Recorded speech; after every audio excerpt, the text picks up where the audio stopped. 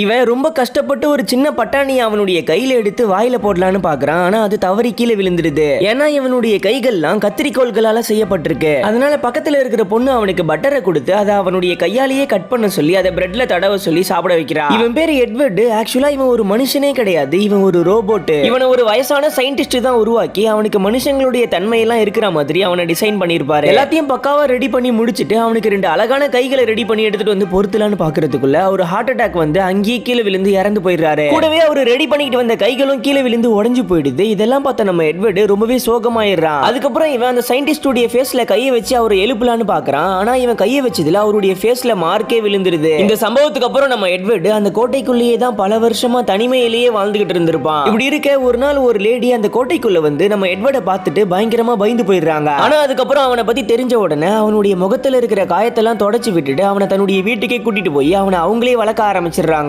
அவனும் அவனுடைய sister ஹேண்ட்ஸை use பண்ணி அவங்க வீட்டுல இருக்கிற செடிகள் எல்லாம் ரொம்ப அழகழகா கட் பண்ணி சூப்பரா டெக்கரேஷன்லாம் பண்ண ஆரம்பிச்சிடுறான்.